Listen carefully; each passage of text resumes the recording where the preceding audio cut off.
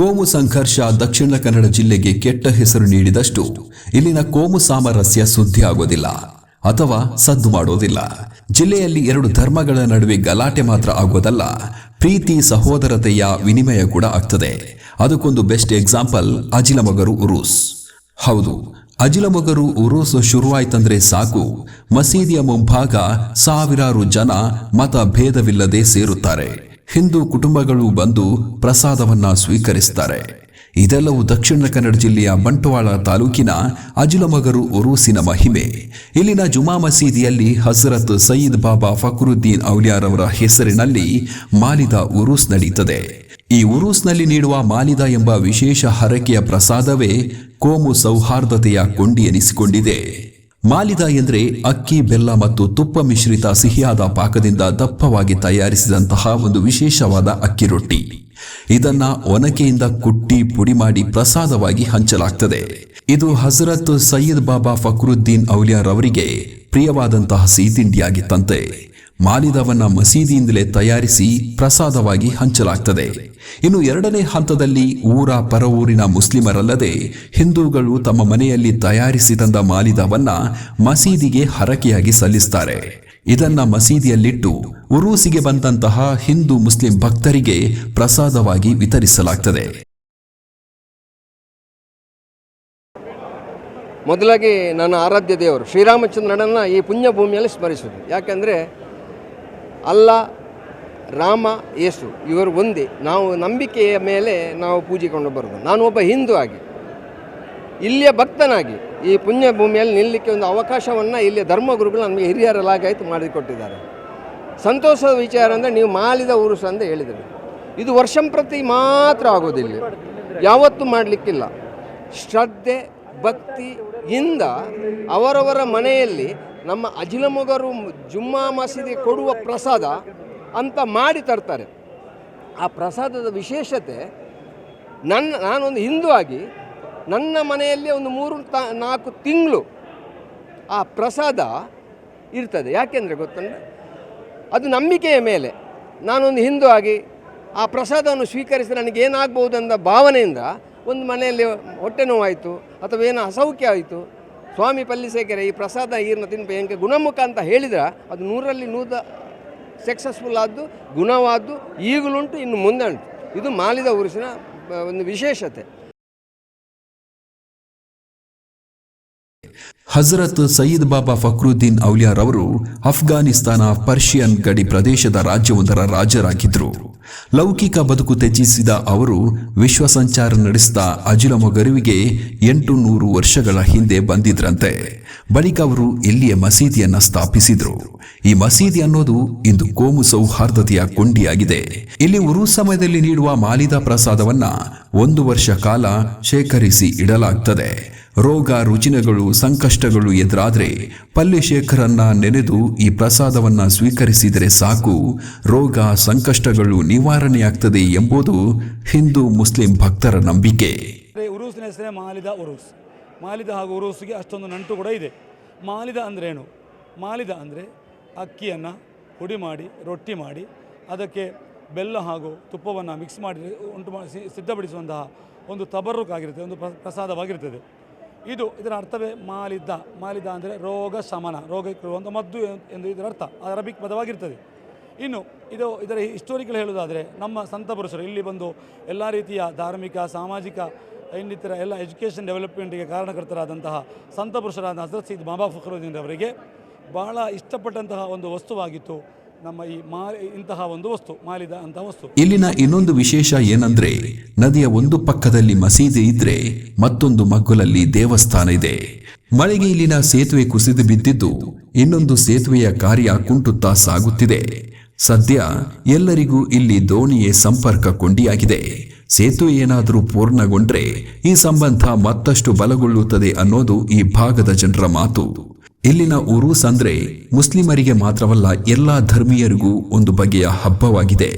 ಅಜಿಲಮೊಗರಿನಿಂದ ಮದುವೆಯಾಗಿ ಪತಿಮನೆಗೆ ಹೋಗಿರುವ ಹಿಂದೂ ಮಹಿಳೆಯರು ಕೂಡ ಉರೂಸ್ ಸಂದರ್ಭ ತವರು ಮನೆಗೆ ಬರುವುದಿದೆ. ಇಂತಹ ವಿಶೇಷಗಳೇ ದಕ್ಷಿಣ ಕನ್ನಡ ಜಿಲ್ಲೆಯ ಕೋಮು ಸೌಹಾರ್ದತೆಯ ಸೌಂದರ್ಯವೆನಿಸಿಕೊಂಡಿದೆ. ಆಮೇಲೆ ಇಲ್ಲಿಗೆ ಅಜಿಲಮೊಗರು ಒಂದು ಹೆಸರು ಬರಲಿಕ್ಕೆ ಕಾರಣ ಉಂಟು. ಇಲ್ಲಿ 3 ಶಕ್ತಿಗಳು ಇದೆ. ಒಂದು ಅಲ್ಲಾವಿನ ಶಕ್ತಿ, ಒಂದು ದೇವಶಕ್ತಿ, ದೈವಶಕ್ತಿ. ಆಚೆ ನೀವು ನೇತ್ರಾವತಿ ಆಚೆ ಬದಿಯಲ್ಲಿ ಲಕ್ಷ್ಮೀ ನರಸಿಂಹ ದೇವಸ್ಥಾನ ಇದೆ. ಅಲ್ಲಿ ನೋಡಿದರೆ ಇದು ಮುಂದೆ ಕಾಣ್ತದೆ, ಇಲ್ಲಿ ನೋಡಿದರೆ ಅದು ಹಿಂದೆ ಕಾಣ್ತದೆ. ವಿಶೇಷತೆ ಅದು ಏನು ಅಂತ ಗೊತ್ತಿಲ್ಲ. ನಾವು ನಮ್ಮ ನಂಬಿಕೆ ಹೇಳ್ತದೆ ಇಲ್ಲಿಗೂ ಅಲ್ಲಿಗೂ ಅನ್ಯೋನ್ಯ ಸಂಬಂಧ ಇದೆ. ಒಂದು ವೇಳೆ ಅವರು ಇಲ್ಲಿಯ ಧರ್ಮಗಳಿಗೂ ಇಲ್ಲಿಗೆ ಬರುವಾಗ ದೇವಸ್ಥಾನಕ್ಕೆ ಬಂದರೂ ಬರಬಹುದು, ಇಲ್ಲದ್ರೆ ಅನ್ಯೋನ್ಯತೆ ಇಷ್ಟು ಎಲ್ಲಿ ಇಲ್ಲ. ನೀವು ನೋಡಿ, ಒಂದು ನೇತ್ರಾವತಿ ನದಿ ಆಚೆ ದಡದಲ್ಲಿ ನನ್ನ ಲಕ್ಷ್ಮೀನರಸಿಂಹ ದೇವಸ್ಥಾನ, ಇಲ್ಲಿ ಒಂದು ಜುಮ್ಮಾ ಮಸೀದಿ ಧರ್ಮಗುರುಗಳು. ಇದು ಅಜಿಲಮೊಗರು ಮನೆ ಬರಲಿಕ್ಕೆ ಒಂದು ಹೆಸರಿದೆ. ಅಜಿಲ ಮನೆತನದವರು ಕೊಟ್ಟಂಥ ಭೂಮಿ, ಅದಕ್ಕೂ ಒಂದು ಹಿನ್ನೆಲೆ ಉಂಟು.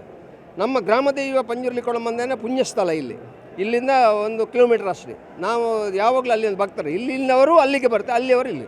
ನಾವು ಒಂದು ದನಿ ಒಕ್ಕಲ್ ಅಂತ ಇತ್ತು, ಇಲ್ಲಿಯವರು ಎಲ್ಲ ಅಜಿಲ ಮನೆತನ ಒಕ್ಕಲಾಗಿದ್ದರು. ಈ ಪುಣ್ಯಭೂಮಿ ಸಹ ಒಂದು ದಿನ ಅಲ್ಲಿ ನಮ್ಮ ದೈವದ ಇದಿತ್ತು, ಬಸವ, ಅದು ಮೇಯ್ಕೊಂಡು ಬರುವಾಗ ಇಲ್ಲಿಯ ಧರ್ಮಗಳು ಬೇಕಂತಲೇ ಅದನ್ನು ಕಟ್ಟಿ ಹಾಕಿ ಅದನ್ನು ಚೂರಿ ಹಾಕಿದ್ರು. ಯಾಕೆಂದರೆ ಇಲ್ಲಿ ಅವರ ಪವಾಡವನ್ನು ತೋರಿಸ್ಬೇಕಂತ. ಆದರೆ ಅದರ ಎಲುಬು ಮತ್ತು ಚರ್ಮವನ್ನು ಬಿಸಾಡಲಿಕ್ಕೆ ಹೇಳಿದರು ಅವರ ಅನುಯಾಯಿಗಳಿಂದ. ಅಲ್ಲಿಂದ ಜನ ಬಂತು, ಕೇಳಿದರು ನಮ್ಮ ಬಸವ, ಹೌದು ನಿಮ್ಮ ಬಸವಕ್ಕೆ ಬಸವ ಕೊಡಿ ಅಂತ ಹೇಳಿದ್ರು. ಅವರಲ್ಲಿ ಒಂದು ಕೋಲಿತ್ತಂತೆ, ಆ ಕೋಲಲ್ಲಿ ಈಸುವಾಗ ಬಸವ ಎದ್ದು ನಿಂತಂತೆ. ನಮ್ಮ ದನಿಯವರಿಗೆ ದಿಗ್ಭ್ರಮಣೆ ಆಯಿತು. ಆಗ ನಮ್ಮ ದನಿಯವರು ಹೇಳಿ, ನಿಮಗೆ ಏನು ಬೇಕು? ಹಾಗೆ ನಮಗೆ ಒಂದು ಮಸೀದಿ ಕಟ್ಟಲಿಕ್ಕೆ ಜಾಗ ಕೊಡಿ. ಹಾಗೆ ಅಜಿಲ ಮೊಗರ ಅಂತ, ಅಜಿಲ ಅಂದರೆ ಅವರ ಸರ್ನೇಮು, ಮೊಗರ್ ಅಂದರೆ ಅವರ ಮನೆ, ಅದೇ ಅಜಿಲ ಮೊಗರ್ ಅಂತ. ಈ ಪುಣ್ಯಭೂಮಿಗೆ ಅದಕ್ಕೆ ನಾನು ಹೇಳಿದ್ದು 3 ಶಕ್ತಿಗಳು ಇಲ್ಲಿ ಕೂಡಿದೆ. ಒಂದು ದೈವಶಕ್ತಿ, ಒಂದು ದೇವಶಕ್ತಿ ಮತ್ತು ಇನ್ನು ಅಲ್ಲಾವಿನ ಶಕ್ತಿ. ಇದು 3 ಕೂಡಿ ಇಲ್ಲಿ ಅಜಿಲ ಮೊಗರ್ನೊಂದು ಮನೆತನ. ನೀವು ಎಲ್ಲಿ ನೋಡಿ ಅಜಿಲ ಮೊಗರ್ನ ಇಷ್ಟು ಸಾವಿರ ನಿನ್ನೆಯಿಂದ ನಾನು ಬಂದಿದ್ದೇನೆ. ನಿನ್ನೆ ಒಂದು 10-11 ಗಂಟೆ ತನಕ ಇದ್ದೇನೆ. ಯಾವಾಗಲೂ ಊರು ಸಾಗೋಬಾರ್ದು. ನಾನು ಈ ಏರಿಯಾದ ಮೆಂಬರ್, ನನಗೆ ಭಕ್ತಿ. ನಾವೆಲ್ಲರೂ ಕೂಡಿ ನನ್ನನ್ನು ಈ ಸ್ಥಾನಕ್ಕೆ ತಂದು ಕೊಟ್ಟಿದ್ದಾರೆ, ಅದಕ್ಕೆ ಹೆಮ್ಮೆ ಇದೆ ನನಗೆ. ಇಲ್ಲಿ ವಿಶೇಷ ಏನಂದರೆ, ನಮ್ಮ ದೈವದ ಭಂಡಾರ ಹೋಗುವಾಗ ಬುತ್ತು ಮನೆತನದವರಿಗೆ, ಅದು ತಿಂಗಳಾಡೆ ಆಗಿರ್ಬೋದು, ನಡುಮೊಗರ ಆಗಿರ್ಬೋದು, ಅಥವಾ ಶಂಕರಬೆಟ್ಟ ಆಗಿರ್ಬೋದು, ಇಲ್ಲಿಗೆ ಭಂಡಾರ ಹೋಗುವಾಗ ಇಲ್ಲಿ ದೈವ ಬಂದು ನಂಬಿಕೆ ಕೊಡುವಂಥ ಒಂದು ಕಾರ್ಯಕ್ರಮ. ಇಲ್ಲಿ ದೀಪ ಹಚ್ಚಿ ಗುರುಗಳು ಇಲ್ಲಿ ಮಟ್ಲಲ್ಲಿ ನಿರುವುದು, ಅಲ್ಲಿ ದೈವ ನಂಬಿಕೆ ಕೊಡುವುದು, ಅದು ನಮ್ಮಲ್ಲಿರುವ ಬಾಂಧವ್ಯ. ಆಮೇಲೆ ನಾವು ಮುಂದೋಗೋದು. ವಿಶೇಷ ಅಂದರೆ ಇಲ್ಲಿ ಎದುರು ಒಂದು ಮೋರಿದೆ, ಅಲ್ಲಿ ಒಂದು ಕಾಸರಕನ ಮರ ಇದೆ. ನೀವು ಹೋಗುವಾಗ ನೋಡಿ, ಅದಕ್ಕೆ ಪವಿತ್ರತೆ ಉಂಟು. ಇಲ್ಲಿಂದ 100 ಮೀಟ್ರ್ ಹಿಂದೆ ಒಂದು ಹಲಸಿನ ಮರ ಇದೆ, ಇಲ್ಲಿ ಉಂಟಾ ಇಲ್ವಂತ ಗೊತ್ತಿಲ್ಲ. ಅಲ್ಲಿಂದ ಇಲ್ಲಿ ತನಕ ಮಿಡ್ಲಲ್ಲಿ ಯಾವತ್ತೂ ಕಾರ್ಯಕ್ರಮ ಆದರೆ ಬ್ಯಾಂಡ್, ಸುಡುಮದ್ದು, ಚೆಂಡೆ, ಮೈಕ್ ಕಟ್ಟಿ ಅನೌನ್ಸ್ ಮಾಡೋದು ಇದು ನಿಷೇಧ. ಯಾರು ಮಾಡಿದ್ದಲ್ಲ, ಇಲ್ಲಿಗೆ ಕೊಡುವಂಥ ಗೌರವ. ಬಡಿದರೆ ಏನಾಗ್ತದೆ ಅಂತಲ್ಲ, ಬಡಿದವರಿಗೂ ತೊಂದರೆ ಆಗಿದೆ, ಬಡಿಸಿದವರಿಗೂ ತೊಂದರೆ ಆಗಿದೆ. ಅಂತಹ ಒಂದು ಪುಣ್ಯಭೂಮಿಯಲ್ಲಿ ನಾವಿಲ್ಲ, ಅದು ನಮಗೆ ಖುಷಿ ಕೊಡ್ತದೆ. ಯಾವತ್ತು ನೀವು ಹೇಳಿಬಿಡೋದು, ಇದು ಇಂಟರ್ನ್ಯಾಷನಲ್ಲಿ ಜುಮ್ಮಾ ಮಸೀದಿಯ ಇದೆಲ್ಲ ಈ ಪವಿತ್ರತೆಯನ್ನು ಕಾಪಾಡಿಕೊಂಡು ಬಂದು. ಯಾಕೆ ನಾವು ಹಿಂದೂ ಮುಸ್ಲಿಮ್ಸ್ ಭೇದವಿಲ್ಲದೆ ಈ ಮಣ್ಣಲ್ಲಿ ಜೀವಿಸ ಮಾಡ್ತೇವೆ. ನಾನು ಒಬ್ಬ ಹಿಂದೂ ಆಗಿ ದಿನಕ್ಕೆ 3 ಸಾರಿ ಅವರ ಹೆಸರನ್ನು ಹೇಳ್ತೇನೆ, ನಮಗೆ ಹೆಮ್ಮೆ ಇದೆ. ನನ್ನ ಮನೆಯಿಂದ ಈ ಮೈನ್ ರೋಡ್ಗೆ ಕ್ರಾಸ್ ಆಗುವಾಗ ಒಂದು ಕ್ರಾಸ್ ರೋಡ್ಸ್, ಅಲ್ಲಿ ನಾನು ಅಜಿಲ ಮೊಗರಿನ ಜುಮ್ಮಾ ಮಸೀದಿ ಧರ್ಮಗುರುಗಳ ನೆನೆದೇ ಹೋಗೋದು. ನನಗೆ ನಂಬಿಕೆ ಇದೆ, ನಮ್ಮ ಹಿರಿಯರಲ್ಲಾಗಿದೆ. ಇಲ್ಲಿ ಮೊದಲೊಮ್ಮೆ ಒಂದು ಹೇಳಿದ್ರಂತೆ, ನಾನು ಅಲ್ಲಿ 2 ಕೊಂಬು ಉಂಟಾ ಅಂತ. ಇಲ್ಲಿ ಬರೋಗೊಂದು ತೆಂಗಿನಕಾಯಲ್ಲಿ 2 ಕೊಂಬು ಬಂದಿದೆ, ಅದು ಪವಿತ್ರತೆ. ಈಗಲೂ ಅಲ್ಲಿ ಶ್ರದ್ಧಾಭಕ್ತಿಯಿಂದ ಒಂದು ಬೇಡಿದವನಿಗೆ ಖಂಡಿತವಾಗಲಿ ವರಪ್ರಸಾದವಾಗಿ ಕೊಡ್ತಾರೆ. ಉದಾಹರಣೆಗೆ ಇಲ್ಲಿ ನಮ್ಮ ಮನೆ ಹತ್ತಿರ ಒಂದು ಹೆಂಗಸು, ಅವರಿಗೆ ಥೈರಾಯ್ಡ್ ಇತ್ತಂತೆ, ಮದ್ದು ಮಾಡಿದರು. ಒಮ್ಮೆ ಈಚೆ ಬರುವಾಗ ಮಸೀದಿಗೆ ಬಂದು, ಸ್ವಾಮಿ ಪಲ್ಲಿಸೇಕರೆಯನ್ನು ಥೈರಾಯ್ಡ್ನ ಕಮ್ಮಿ ಮನ್ಪ್ಲೆ ಅಂತಾರೆ. ಇಷ್ಟ ತನಕ ಹೆಂಗಸು ಒಂದು ಮಾತ್ರ ನಿಂಗ್ಲಿ. ಇದು ಉದಾಹರಣೆ, ಇದು ನಮ್ಮ ಮನೆ ಹತ್ತಿರದ ಅಂಥ ಒಂದು ಪವಿತ್ರ ಮಣ್ಣಲ್ಲಿ ನಾವು ಇದ್ದೇವೆ. ನಮಗೆ ಇದೊಂದು ಯೋಗ ಭಾಗ್ಯ, ಇದನ್ನು ನಾವು ಉಳಿಸ್ಕೊಳ್ಬೇಕು. ಹೇಗೆ ಉಳಿಸಿಕೊಳ್ಬೇಕಂದ್ರೆ, ನಮ್ಮಲ್ಲಿ ಭೇದ ಬರ್ಬೋದು, ಅವ ಹಿಂದೂ, ಅವ ಮುಸ್ಲಿಮ್ಸ್, ಅವ ಕ್ರೈಸ್ತ. ನಾವು ಒಂದೇ ತಾಯಿಯ ಮಕ್ಕಳಾಗಿ, ಇಲ್ಲಿ ಸಾವಿರಾರು ಮಕ್ಕಳ ತಾಯಿಯ ಮಕ್ಕಳಿದ್ದೇವೆ, ನಾವು ಒಂದೇ ತಾಯಿಯ ಮಕ್ಕಳಾಗಿರಬೇಕು. ಇಲ್ಲಿಗೆ ಬರುವ ಕಮಿಟಿಯ ಸದಸ್ಯರು, ಅಧ್ಯಕ್ಷರು, ಸದಸ್ಯರು, ಇಲ್ಲಿಯ ಧರ್ಮಗುರುಗಳು ವೇದಾಧ್ಯಯನವನ್ನು ಜೀರ್ಣ ಮಾಡಿದಂಥವು.